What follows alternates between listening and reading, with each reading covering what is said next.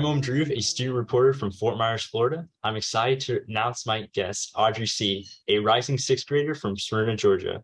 Welcome, Audrey. Hi. Would you be able to tell us a little bit about Pollut-END? Yes, Pollut-END is an app using gamified sustainability where you can plan cleanups and sign up for cleanups. Very cool. So how did you begin developing that app? I already knew I wanted to do something with pollution. I just didn't know what yet. Then one day, my brother comes home from middle school.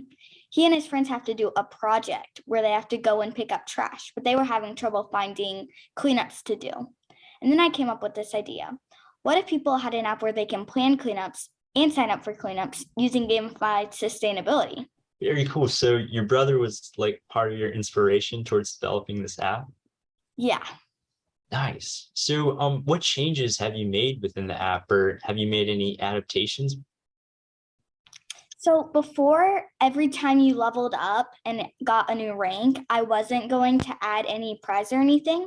But recently I decided to add like this little bracelet that will come with a charm that it has your new animal, like your new rank, and then it'll have a color scheme to go with it. And then we're gonna include some stickers with that.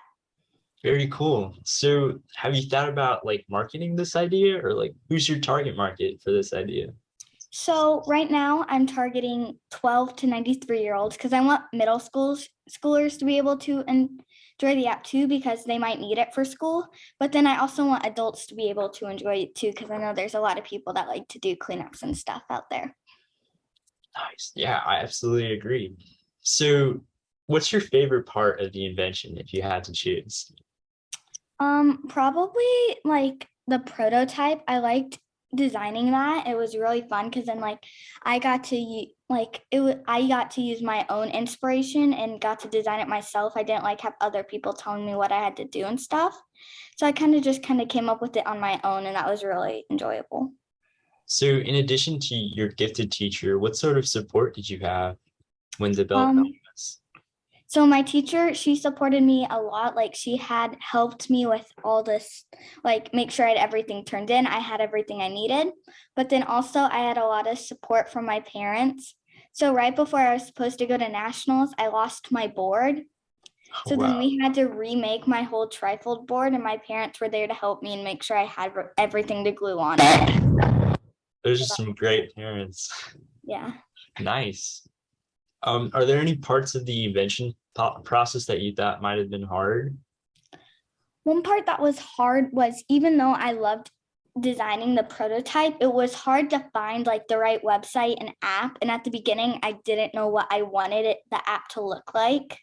So then once I was able to like test different websites and test different designs, I finally knew what websites I should use, and then I knew exactly what I wanted it to look like.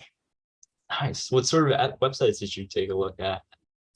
I used one called Proto.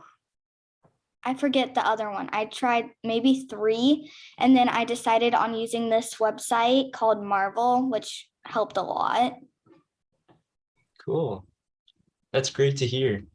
So as part of like your originality research, was your invention like a completely new idea, or did you like improve upon something that already exists? So before I looked anything up, I came up with the idea. But then after I knew what I wanted to do, I began researching, and I looked on all these different websites, app stores, patent websites, and I couldn't find anything out there. Nice. So this is like completely like new and revolutionary. Yeah. That's great to hear. What was your reaction when you won an award at Invention Convention Nationals? I was really surprised, but like really happy and excited because I knew that I could win an award. I just, after like the beginning, I didn't know if I would. But then once they called my name, I was like so shocked and so happy and excited. And I was really proud. Nice. So if you can make like a second version or of this invention, or like what would you do next? I think I would include different languages because I want to go globally with my app. And I think it'd be helpful to have different languages because I know not every country speaks English. Like I'd include like Spanish, Japanese, Portuguese, Chinese. That's perfect. Yeah, you're absolutely right. Like inclusion is the way to go. Thank you for coming to talk to us, Audrey. Thank you for having me. Yeah, thank you. We really appreciate your time. Be sure to tune into other Student Inventor videos on Invention Convention's YouTube page.